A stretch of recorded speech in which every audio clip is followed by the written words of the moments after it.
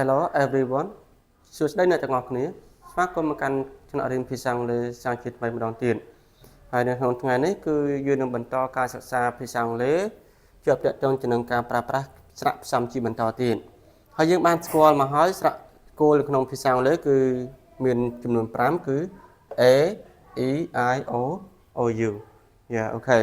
អញ្ចឹងស្រៈទាំង5គឺយើងបានស្គាល់ហើយនៅឡើយតែស្រៈផ្សំហើយស្រៈផ្សំក៏យើងបានសិក្សាបានមួយចំនួនផងដែរគឺតាំងពី number 1រហូតដល់ number 12អញ្ចឹងថ្ងៃនេះយើងបន្តទៅ diphthong បន្តទៀតគឺចាប់ពី number 13អូខេហើយ diphthong នេះគឺផ្ដើមដោយ double E R double E R ស្មើនឹងស្រៈ E ในភាសាខ្មែររបស់យើងអញ្ចឹងយើងមើលទៅលើឧទាហរណ៍ពាក្យថា dear ពាក្យថា dear ឬក៏ពាក្យថា beer អូខេអញ្ចឹងយើងស្គាល់ថាអក្សរ D អក្សរ D នេះគឺស្មើនឹងអក្សរដសំឡេងដាក់ plus ជាមួយនឹង ear ដាក់ ear dear ហើយអក្សរ B គឺយើងស្គាល់ដែរស្មើនឹងអក្សរ បសំឡេង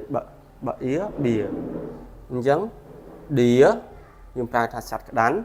ដល់ពេល beer យើងប្រើថាស្រា beer អូខេឥឡូវយើងចូលទៅមើល diphthong បន្តទៀតនៅ number 14អញ្ចឹង number 14 គឺ teacher លើកយក diphthong ចំនួន2ដែលស្មើនឹងស្រៈ ដូចគ្នាគឺទី1គឺ you or ក៏ស្មើនឹងស្រៈ er ក៏ស្មើនឹងស្រៈ ឥឡូវយើងចូលទៅមើលឧទាហរណ៍ទាំងអស់គ្នាឧទាហរណ៍ទី1ជាមួយនឹង you or ស្មើនឹងស្រៈ ឧទាហរណ៍ពាក្យថា turn ពាក្យថា turn ពាក្យថា turn T ស្មើអក្សរថសំឡេង turn ប្រើថាវេន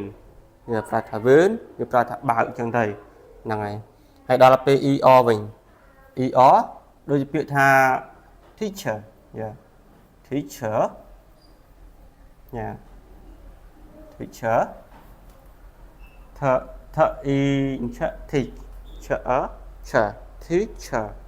teacher យើងប្រើថាគ្រូ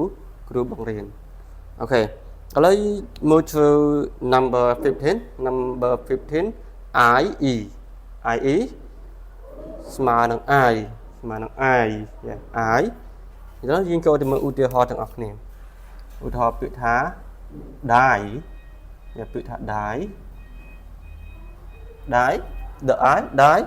ប្រើថាស្លាប់die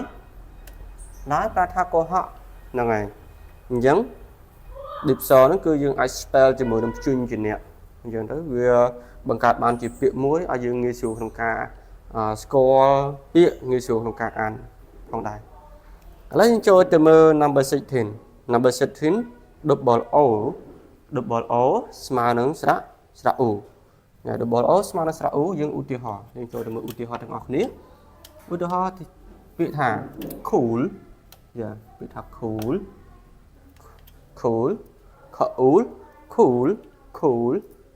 ប្រើថាត្រជាក់